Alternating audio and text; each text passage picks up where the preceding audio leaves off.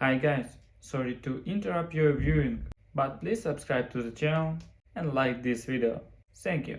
Family is supposed to be the one thing in life that never changes, the one bond that can withstand anything, the one connection that even time and distance can't break. But with my sister Lisa, it had never been that simple, had never been that easy, had never been the kind of relationship people like to talk about at family gatherings with fond smiles and warm stories. Growing up, Lisa and I couldn't have been more different. Where I was the responsible one, the planner, the one who made careful decisions and thought about consequences, she was the reckless one, the risk-taker, the person who always believed that things would magically work themselves out no matter how badly she screwed up along the way.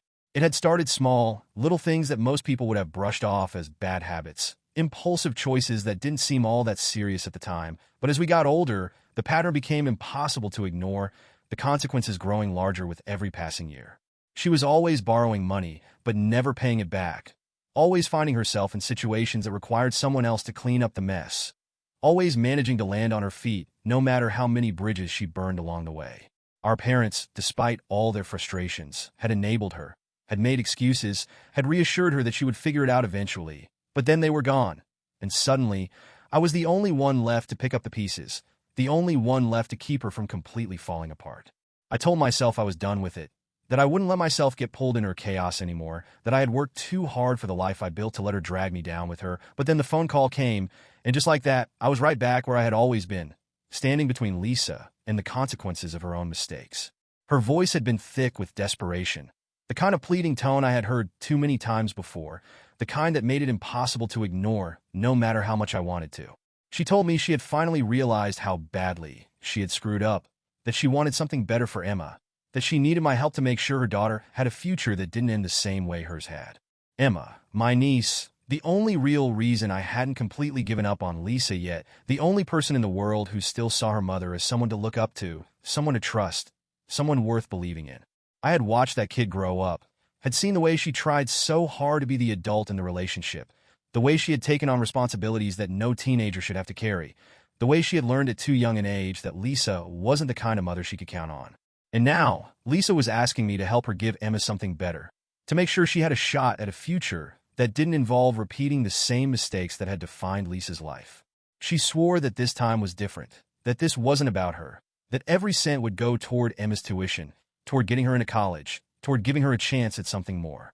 I wanted to believe her, wanted to believe that maybe she had finally learned, that maybe she had finally realized that she couldn't keep living like this, that maybe she was finally ready to put someone else before herself. So I agreed, against my better judgment, against every instinct screaming at me to walk away. I agreed to help. I wired the money directly into Lisa's account, a sum large enough to cover tuition, books, and even a little extra for living expenses, enough to make sure Emma wouldn't have to worry about anything other than focusing on her education. Lisa had cried, had thanked me over and over again, had promised me that I wouldn't regret it, that this was the best thing I had ever done, that Emma would never forget what I had done for her. For the first time in years, I let myself believe that maybe, just maybe, things would be different this time, that maybe Lisa had finally grown up, that maybe she was telling the truth. But then, not even 2 months later, I started seeing the pictures. Lisa on a beach, drink in hand, smiling like she didn't have a care in the world. Lisa at a luxury resort, lounging by an infinity pool with expensive sunglasses perched on her nose. Lisa at a designer boutique, bags in hand, posing for a mirror selfie like she had just stepped out of some influencer's lifestyle blog. At first, I tried to rationalize it, try to tell myself that maybe she had saved up for a trip, maybe she had found some last-minute deal, maybe, just maybe, there was an explanation that made sense. But deep down, I already knew the truth. The money was gone, and Emma's tuition had never been paid. I tried to ignore the gnawing feeling in my gut, the uneasy whisper in the back of my mind that told me something wasn't right, the way my chest tightened every time I thought about those pictures of Lisa grinning on a white sand beach while Emma's entire future hung in the balance. I told myself not to jump to conclusions, not to assume the worst, not to let the past dictate how I reacted to the present. But deep down, I already knew that this was more than just a misunderstanding, that Lisa wasn't going to have a simple explanation that made it all make sense. After a few days of trying to shake the feeling, I finally gave in and called her, my fingers gripping the phone a little too tightly as I listened to the ringing on the other end, my heartbeat quickening with every second that passed. When she finally answered, her voice was light, almost cheerful, as if she had no idea why I was calling, as if she hadn't been dodging my texts for weeks, as if she hadn't been parading around in designer clothes while pretending she didn't have a daughter whose tuition was still unpaid. "Hey, big brother," she said, her voice dripping with the kind of artificial sweetness that made my stomach turn, the kind she only ever used when she wanted something, when she was trying to manipulate her way out of a situation she had no business being in. "It's been a while. How's life treating you?" I didn't bother with small talk, didn't give her a chance to steer the conversation in whatever direction suited her best. "How's Emma?" I asked, keeping my voice steady, trying to sound casual even though my entire body was coiled tight with suspicion. "She excited about starting college?" For a moment, there was silence, the kind of silence that speaks louder than words, the kind that confirms your worst fears before anyone has even had the chance to say them out loud. Then, Lisa let out a soft, forced laugh, the sound hollow and insincere, like she was stalling for time, like she was scrambling to come up with a lie that would be good enough to make me drop it. "Oh, you know Emma," she said, her tone breezy, dismissive, like this was some unimportant conversation she couldn't be bothered to entertain. "She's still figuring things out, still deciding what she wants to do. College is such a big commitment, you know?" I told her she doesn't need to rush into anything. My grip on the phone tightened, my jaw clenching as I forced myself to stay calm. Force myself not to explode right then and there. Force myself to let her keep talking even though I could already hear the lies stacking on top of each other like a house of cards ready to collapse. "Lisa," I said, my voice low, measured, sharp enough to cut through the nonsense she was trying to feed me. "I gave you that money months ago. Are you telling me you didn't use it for tuition?" Another silence, longer this time, heavier, filled with the weight of all the things she didn't want to say, all the things she knew she couldn't explain away. And then, just as I was about to push harder, just as I was about to demand an answer, she scoffed, her voice shifting from forced cheerfulness to defensive irritation, like I was the one causing a problem, like I was the one being unreasonable. "Jesus, Jack, why do you always have to be so dramatic?" she snapped, her tone sharp now, edged with annoyance. "It's none of your business what I did with the money. I told you Emma is still figuring things out.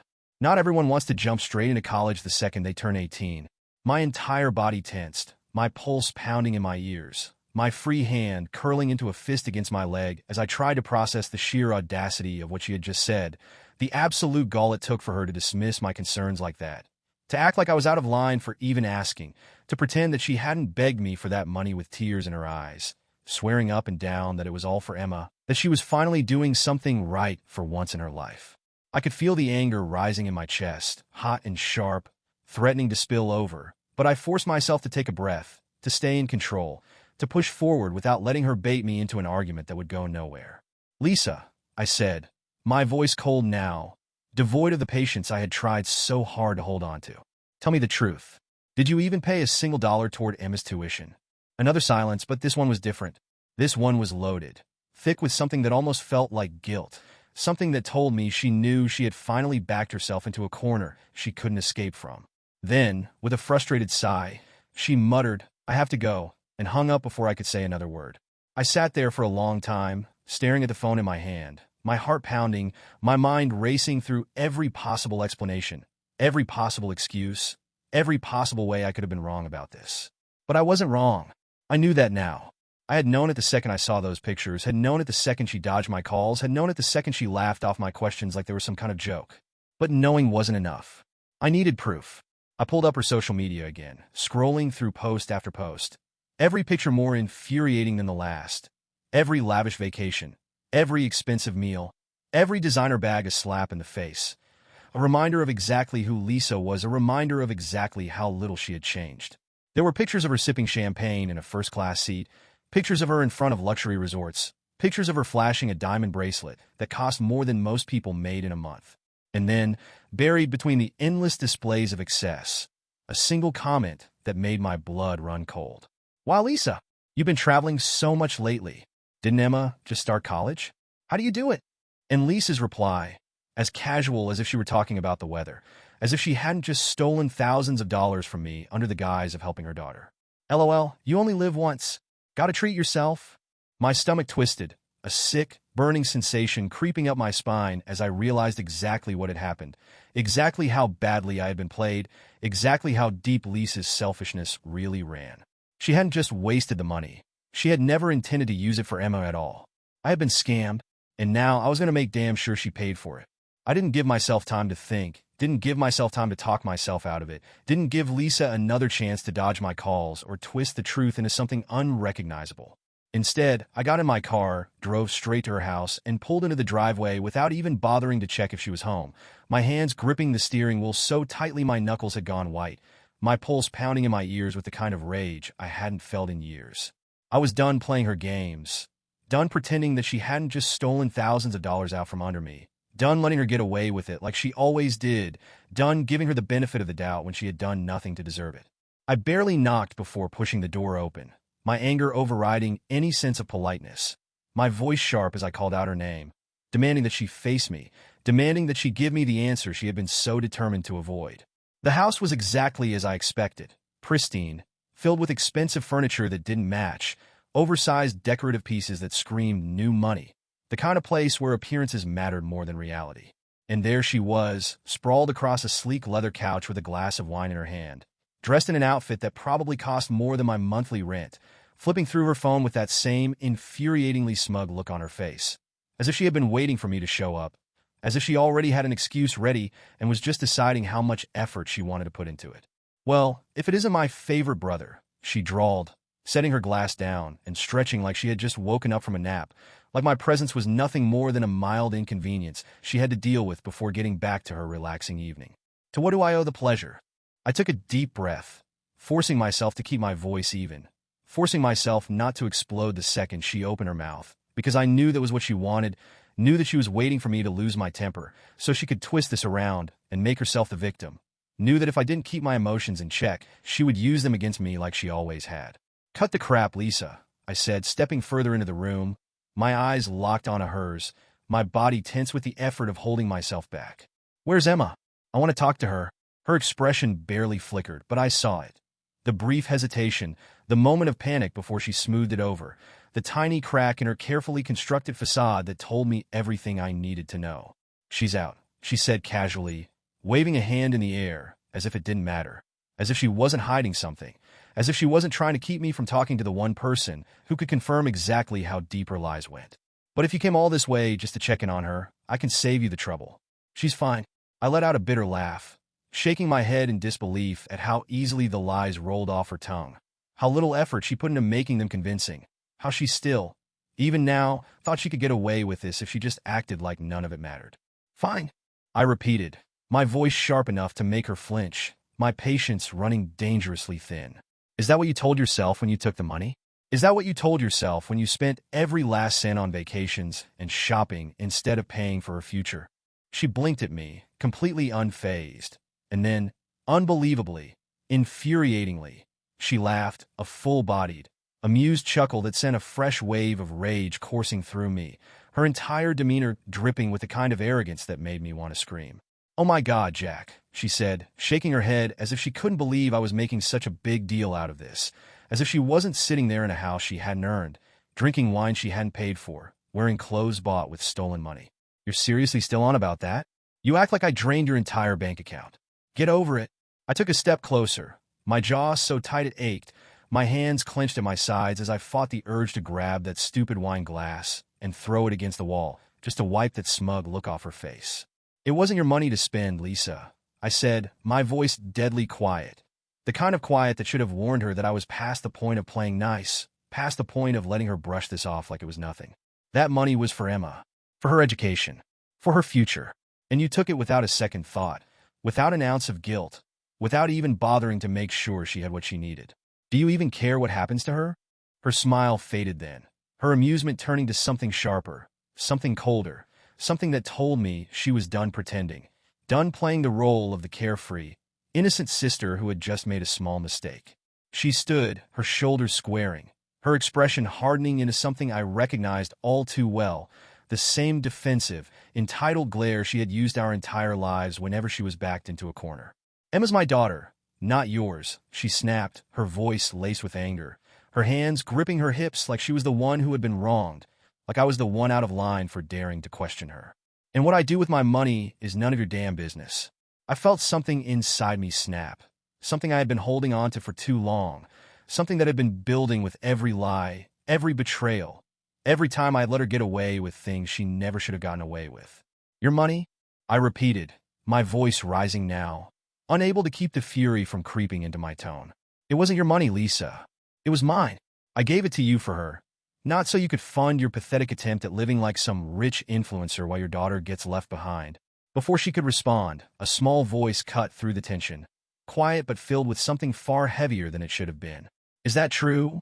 Both of us turned at the same time, our heads snapping toward the hallway where Emma stood, her eyes wide, her face pale, her entire body stiff like she had been frozen in place.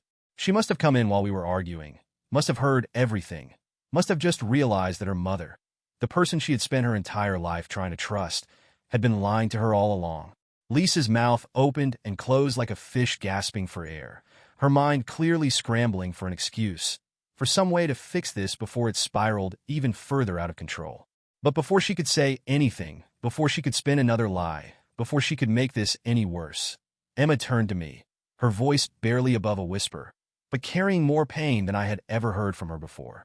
"You gave her the money for me?" she asked, her voice cracking at the edges, her eyes glistening with unshed tears. I swallowed hard, nodding slowly, watching as the realization sank in, as the last shred of trust she had in her mother shattered right in front of me. Lisa's face twisted with rage then, her entire body tensing as she turned back to me, her voice low, furious, dripping with venom. "If you don't drop this, Jack," she seethed, stepping closer, her eyes burning with something dangerous, something desperate, "you're going to regret it." I didn't flinch. I didn't back down. I just looked her dead in the eyes and said, "We'll see about that." The call came late at night, the kind of call that instantly makes your stomach drop, the kind that tells you before you even pick up that something is wrong, that whatever you're about to hear is going to stick with you long after the conversation ends. I almost didn't answer, almost let it go to voicemail, almost convinced myself that I wasn't ready to deal with whatever fresh disaster was waiting on the other end, but then I saw the name flashing on the screen, Emma. And just like that, I knew I couldn't ignore it. Knew that she was the only person in this mess I actually cared about. Knew that she was the only one who didn't deserve to be caught in the middle of the wreckage Lisa had created. The second I picked up, I heard the sound of quiet sobs, the kind of raw, broken crying that comes from realizing someone you love has betrayed you, the kind of heartbreak that doesn't come from a bad grade or a breakup, but from something deeper, something more permanent, something that changes the way you see the world forever. "Uncle Jack." Emma's voice was small, fragile, barely more than a whisper, and it hit me like a punch to the gut because this wasn't the voice of the strong, hopeful kid I had always known. This was the voice of someone who had just lost the one thing she thought she could count on. I took a deep breath, forcing myself to stay calm, forcing myself to push back the anger, the frustration, the overwhelming urge to fix everything for her, even though I knew I couldn't. "I'm here, kiddo," I said, my voice steady even though my hands were shaking. "Talk to me." There was a long silence, the kind that stretched on just long enough to make my chest tighten, just long enough to make me wonder if she was trying to hold herself together or if she just didn't know where to start. And then, in a voice so broken it nearly shattered me, she whispered, "What do I do now?" I closed my eyes, exhaling slowly, trying to find the right words, trying to figure out how to tell her that I didn't have an answer, that I didn't know how to fix this, that I couldn't undo what her mother had done. "Emma," I started, my voice careful, deliberate, because I knew that whatever I said next would be something she remembered for a long time. "I know this feels impossible right now, but you're not alone in this. We'll figure something out, I promise." Another silence, another soft sob, another moment where I felt completely powerless, another moment where I hated Lisa more than I ever had before. "She lied to me," Emma finally said, her voice hollow now, like she had nothing left to give. "She looked me in the eye and told me not to worry, told me everything was taken care of, told me she had it all figured out. And the whole time, she was spending your money on herself." I swallowed hard, forcing down the sharp sting of fury that burned at the back of my throat, forcing myself not to tell her that I wasn't surprised, that this was who Lisa had always been, that I had spent my entire life watching her take and take and take without a second thought for the people she left in her wake. But Emma didn't need that right now. She didn't need me to confirm her worst fears, didn't need me to tell her that her mother had never been the person she thought she was. What she needed was a solution. And that was the problem. Because no matter how many times I ran through the possibilities, no matter how many ways I tried to twist this into something that could be salvaged, I kept coming back to the same painful truth. Lisa wasn't going to fix this. Lisa wasn't going to make this right. And if Emma had any chance at a future, I was the only one who could make that happen. Which meant I had a choice to make. I hung up with Emma after reassuring her one more time that she wasn't alone, that I wouldn't let her fall through the cracks, that I would figure something out, even though I wasn't sure how. And then, without giving myself time to overthink it, I called Lisa. She didn't pick up the first time, or the second, or the third, and by the time I dialed her number again, my hands were shaking from sheer rage. My patience stretched so thin I could barely think straight. When she finally answered, her voice was thick with irritation, like I had just woken her from a deep sleep, like she wasn't the one responsible for the mess she had created, like she wasn't the reason her own daughter had just called me in tears. "What the hell, Jack?" she snapped, groggy but still dripping with that same entitled attitude that had always made my blood boil. "Do you have any idea what time it is?" I ignored her, cutting straight to the point, my voice colder than I had ever heard it before. "You need to fix this, Lisa. Right now." A beat of silence, then a sharp, bitter laugh, the kind that told me she wasn't taking this seriously, the kind that told me she still thought she could get away with it, that she still believed there was nothing I could do to stop her. "Oh, please," she scoffed, the sound grating against my nerves like nails on a chalkboard. "Are we really still talking about this? Jesus, Jack, it's just money. Let it go." I gritted my teeth, barely restraining the urge to start shouting, barely keeping myself from saying something I couldn't take back. "It wasn't your money," I said, enunciating every word carefully, making sure she heard every ounce of fury in my voice. "It was for Emma, for her education, for her future. And you stole it." Another pause, another laugh, but this one was different, lower, meaner, filled with something that almost sounded like amusement. "Oh, come on," she drawled, her tone dripping with mockery. "You really think you can guilt me into giving it back? What are you going to do, sue me?" I clenched my jaw, breathing deeply through my nose, forcing myself to stay in control. "If that's what it takes," I said, my voice like steel, not a single ounce of hesitation left in my words. "I'll take you to court, Lisa. I'll expose every single thing you've done, every lie you've told, every dollar you wasted while your daughter sat here wondering how the hell she was going to afford school." And then, just like that, the laughter stopped. For the first time, I heard a flicker of something else in her voice, something close to panic, something close to real fear. "You wouldn't," she said, but the confidence was gone now, the arrogance slipping through her fingers like sand. "You wouldn't do that to family." I let out a slow breath, steady, controlled, final. "You stopped being my family the second you stole from Emma," I said, and for the first time in my life, I meant it. There was another silence, long and heavy, filled with all the things neither of us were willing to say, filled with all the years of resentment and anger and betrayal that had finally come to a head. And then, just before she hung up, just before she slammed the door shut on whatever chance she had left, she muttered one final sentence, low and venomous and filled with the kind of certainty that sent a chill down my spine. "You're going to regret this, Jack." I exhaled, shaking my head, already knowing that no matter what happened next, no matter how far this went, no matter how much damage was done, I wouldn't regret a damn thing. Because now I had made my decision, and there was no turning back. The moment I stepped into the lawyer's office, I knew there was no going back.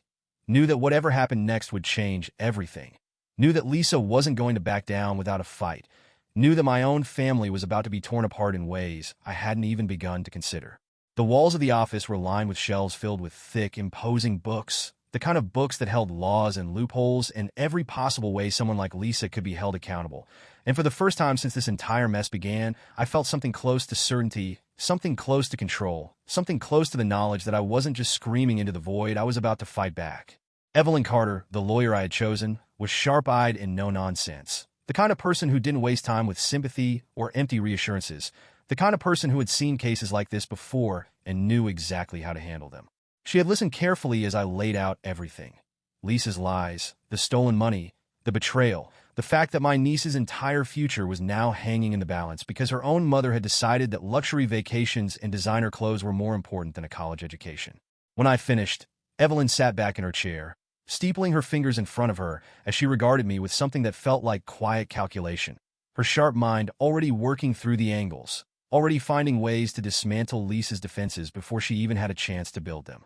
"This isn't just about money," she said finally, her voice smooth but firm, like she had already made up her mind about the kind of case this was going to be. "This is about fraud, about deception, about deliberate financial misconduct. If we move forward with this, you need to be absolutely certain you're ready for what comes next." I nodded, jaw tight, fists clenched against my thighs as I forced myself to breathe through the anger, forced myself to remember why I was doing this, forced myself to remember that this wasn't about revenge. This was about Emma, about making sure she had a future, about making sure Lisa didn't get away with it like she always had. "I'm ready," I said, my voice steady, unwavering, filled with something that felt dangerously close to resolve. I should have done this a long time ago. Evelyn studied me for a moment longer before nodding, reaching for her pen and making a few notes on the legal pad in front of her. Good, she said simply, like that was all she needed to hear. Then let's get to work. But Lisa, true to form, didn't take long to realize what was happening, didn't take long to catch wind of the fact that I wasn't just making empty threats, didn't take long to start doing what she did best, turning the story around, twisting reality until it suited her, making herself out to be the victim while painting me as the villain. The first call came from an aunt I hadn't spoken to in years, her voice thick with disapproval.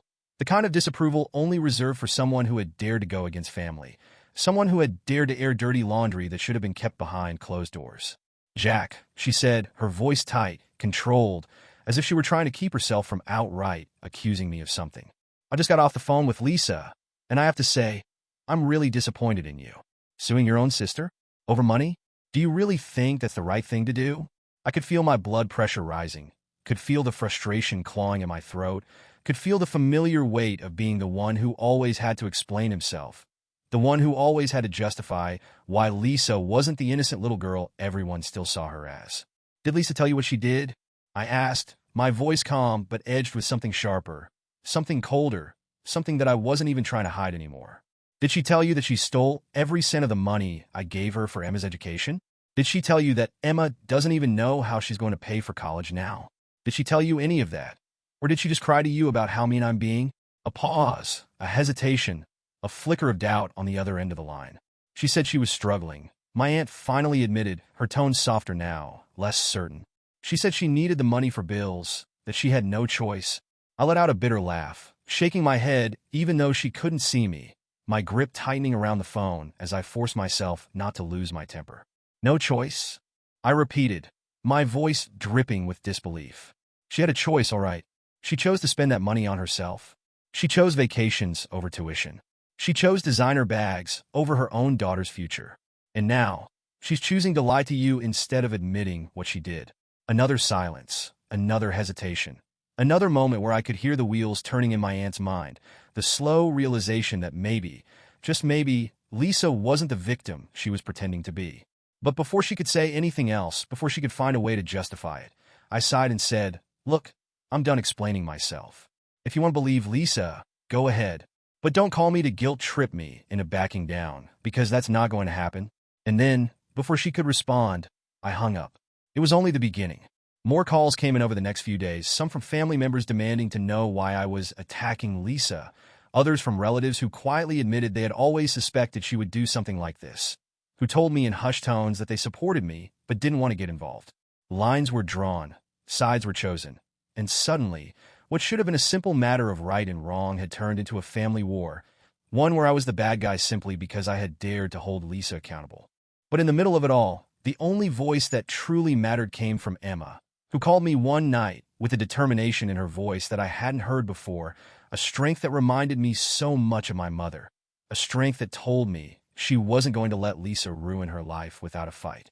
I want to emancipate myself, she said, her voice steady, her words clear, as if she had already made up her mind.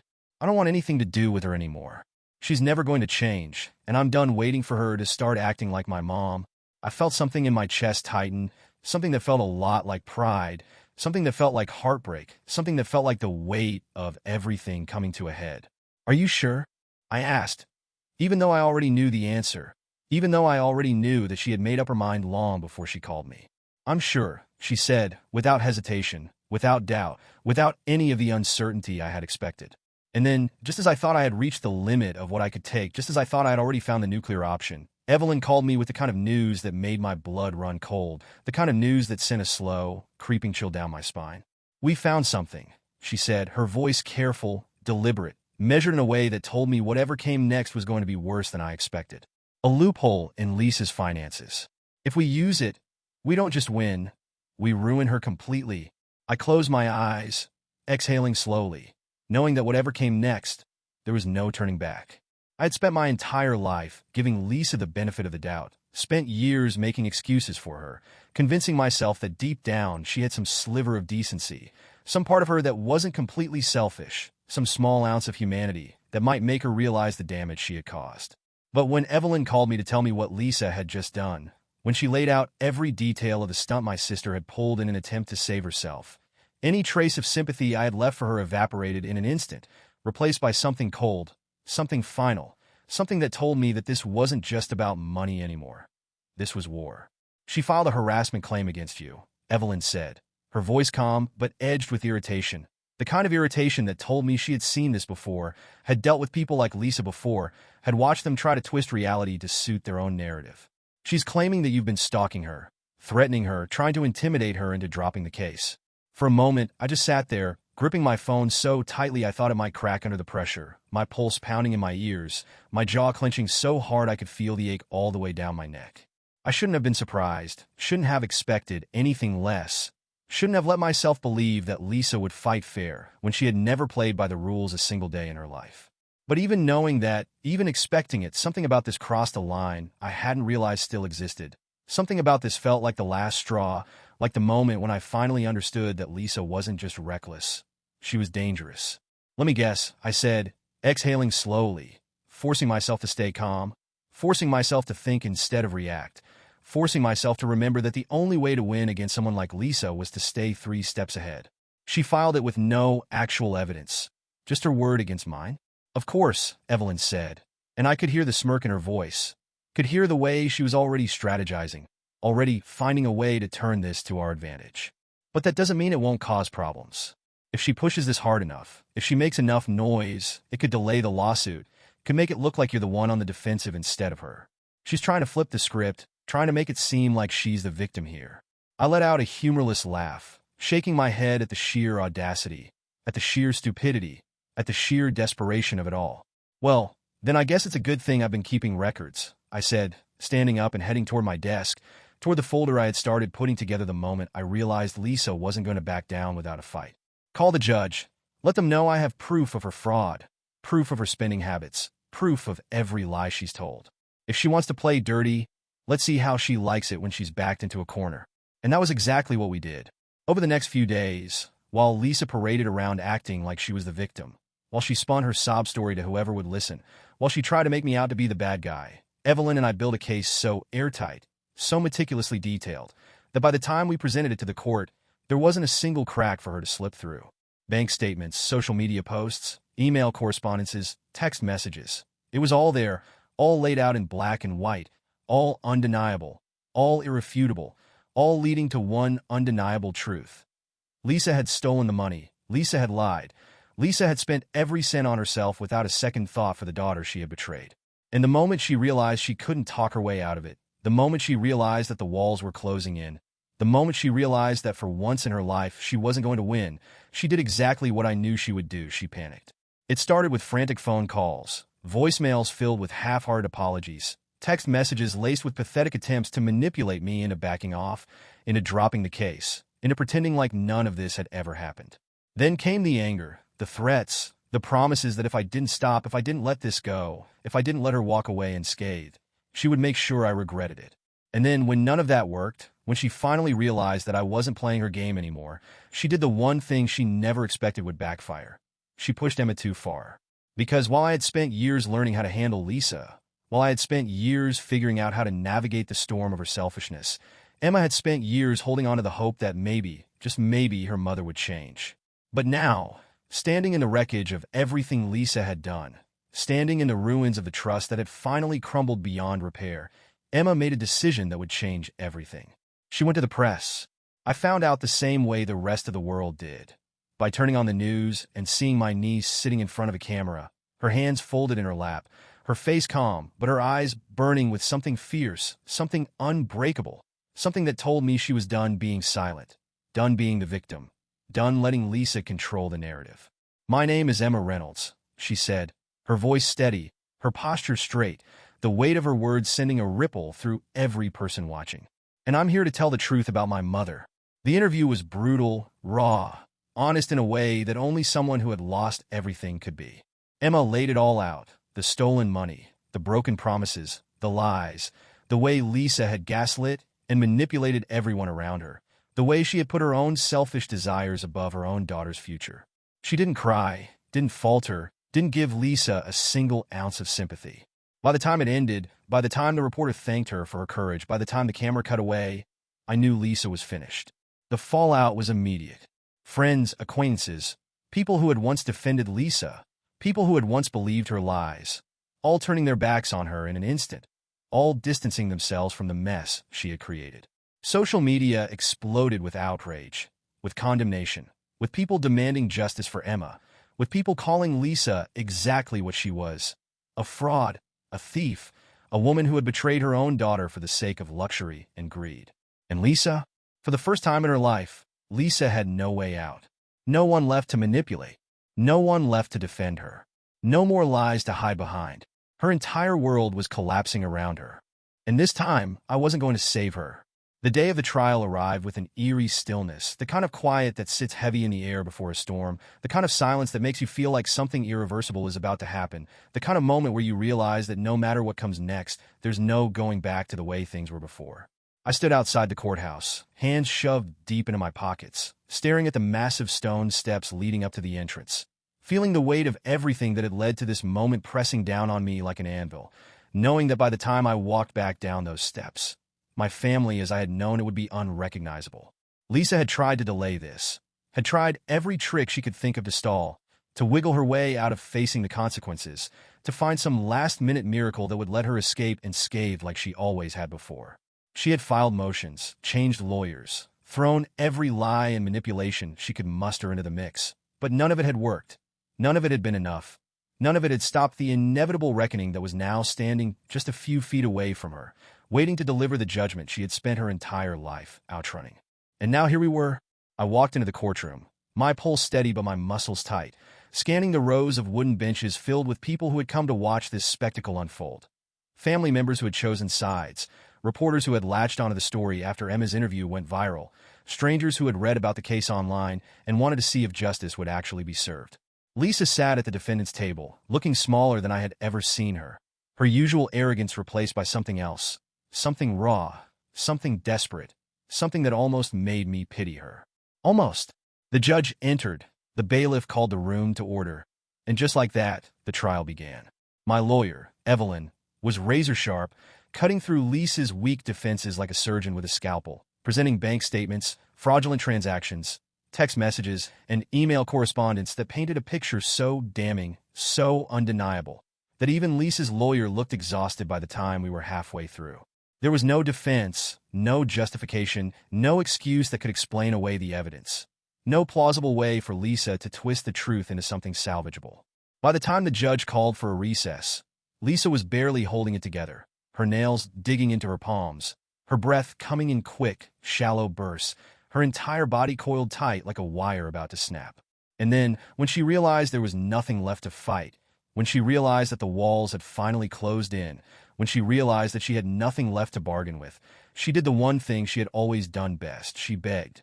I had just stepped into the hallway outside the courtroom, trying to clear my head, trying to shake off the weight of what was happening, when I heard her voice behind me, weak and trembling. The same voice she had used so many times before, the voice of someone who knew exactly how to get what she wanted.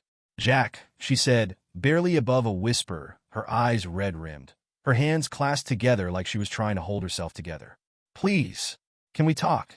I turned slowly, staring at her, searching her face for something real, something genuine, something that would make me believe that she wasn't just playing another game. But all I saw was the same old Lisa, the same manipulator, the same woman who had stolen from her own daughter and had the audacity to act like she was the victim. "I'll pay you back," she continued, her voice shaking, her words coming faster now, like she could see the door closing and was scrambling to wedge it back open. "I swear, Jack, I'll fix this. Just drop the case. You don't have to do this." I let out a slow breath, shaking my head, feeling nothing but exhaustion, nothing but the heavy, suffocating weight of years of disappointment pressing down on me all at once. "Lisa," I said, my voice steady, controlled, the kind of tone that left no room for argument. "The time for fixing this was months ago. The time for making things right was before you stole from your own daughter, before you spent that money on yourself, before you decided that your comfort mattered more than Emma's future." Tears welled in her eyes then, but I wasn't sure if they were real or if they were just another act, another desperate attempt to manipulate me into giving her a way out. She's my daughter, Jack, she choked out, shaking her head, her voice cracking under the weight of her own guilt. You don't understand. I was struggling. I didn't know what else to do. You didn't know what else to do. I repeated, laughing bitterly, shaking my head at the sheer insanity of it all. So, you stole from her? You stole from me? You spent that money on luxury vacations while Emma sat at home wondering how the hell she was going to afford college. Lisa flinched, her lips trembling, her body folding in on itself like she was trying to make herself smaller, but I wasn't going to let her shrink away from this. Wasn't going to let her escape the reality of what she had done. It's too late, I said, my voice final, resolute, the last thing I would ever say to her before walking away. You made your choice. Now you get to live with it. And with that, I turned and walked back into the courtroom, leaving her standing there alone, with nothing but the wreckage of her own decisions to keep her company. Emma's testimony was the final blow, the last nail in the coffin, the moment when the entire courtroom realized that this wasn't just about money. This was about betrayal, about a mother who had sacrificed her daughter's trust for the sake of her own selfish desires. She spoke with a quiet strength, her voice unwavering, her hands steady, her words carrying the weight of someone who had spent years waiting for this moment, waiting to be heard, waiting for the truth to finally be acknowledged. I spent my whole life believing that my mother loved me, she said, her voice clear, her eyes locked onto the judges. But love isn't just words. Love is action. And everything she has done proves that she doesn't love me, not the way a mother should. She took away my future for her own comfort. And now, I have nothing left to say to her. The courtroom fell silent, the weight of her words settling over everyone like a heavy fog. And in that moment, I knew we had won. The judge's ruling was swift, decisive, absolute. Lisa was ordered to repay every cent she had stolen, was stripped of her parental rights over Emma, was left with nothing but the mess she had created, the mess she had spent her entire life pretending didn't exist. She had spent years manipulating people, lying her way out of consequences, convincing herself that she was untouchable. But now, as she sat there, her face pale, her hands shaking, her world crumbling around her, I realized something that made my stomach twist with something uncomfortably close to pity. Lisa was ruined. Completely, utterly ruined. And I didn't feel victorious. I just felt empty. Lisa sat across from me in the cold, fluorescent-lit mediation room, her shoulders hunched forward, her fingers twisting in her lap, her once perfectly manicured nails bitten down to jagged edges, her carefully styled hair now limp and dull, her face carrying the weight of a woman who had finally, truly lost everything. The confidence she had once worn like armor was gone, the arrogance that had defined her for so many years replaced by something I had never expected to see in her: fear. She was terrified, and for the first time in her life, she had no way out, no last-minute scheme, no well-placed lie, no manipulation that could save her from the wreckage she had created.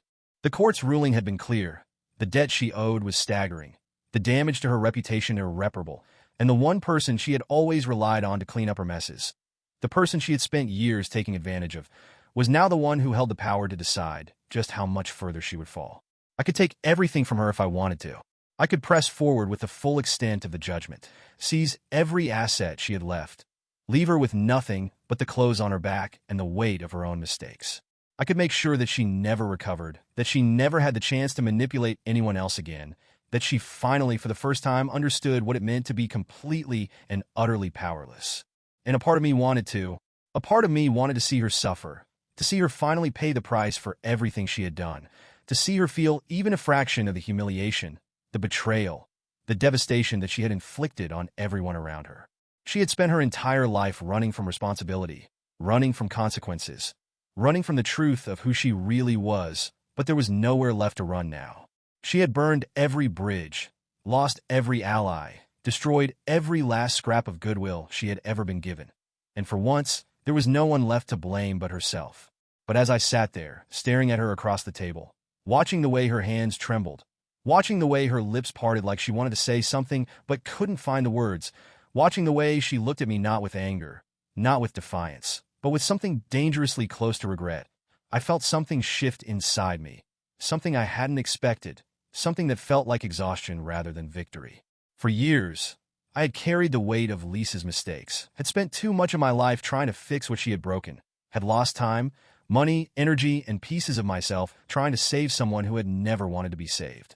And now, sitting here, Staring at the ruins of the woman she had once been, I realized that I didn't want revenge. I didn't want to waste another second of my life on her. Didn't want to let my anger keep me chained to this endless cycle of betrayal and disappointment. I just wanted to be free. Emma had already made her choice. She had walked away from Lisa without hesitation, had cut ties without looking back, had chosen to build a future that had nothing to do with the mother who had let her down time and time again. And if she, the one who had been hurt the most, could find the strength to move on, then maybe so could I. Lisa finally spoke, her voice barely more than a whisper, her tone raw, broken, stripped of the usual sharp edges and calculated charm she had always wielded like a weapon. "Jack," she said, swallowing hard, her eyes flickering to mine with something that almost resembled desperation, almost resembled an apology, almost resembled the sister I had once known before she had become this version of herself. "I don't have anything left. I don't know what to do." I let out a slow breath, feeling the last of my anger drain from my body, feeling the weight of all the years we had spent at odds finally settle into something that felt like acceptance rather than resentment. "That's not my problem anymore, Lisa," I said, my voice steady, final, carrying no hatred, no rage, no satisfaction, just truth. "I can't save you. I'm done trying." A tear slipped down her cheek then, silent and unnoticed. And for the first time in as long as I could remember, she didn't try to hide it, didn't try to mask it with laughter or deflection or another empty excuse. She just sat there, broken, defeated, stripped down to the bare bones of who she really was, forced to finally, truly look at the damage she had caused. I stood, sliding the final legal document across the table toward her, the one that would finalize the financial terms of her repayment, the one that would make it official that she owed me every cent she had stolen, the one that would ensure she never had the chance to hurt Emma again. "Sign it," I said simply, not offering her a choice, not giving her any room to negotiate. "And then we're done?" She hesitated for only a moment before picking up the pen with a shaking hand, pressing it to the paper, signing away whatever scraps of control she had left. And as soon as she lifted the pen, as soon as the ink dried, I felt something inside me finally release, something that had been coiled tight for far too long, something that had kept me tied to Lisa in a way I hadn't even realized until this moment.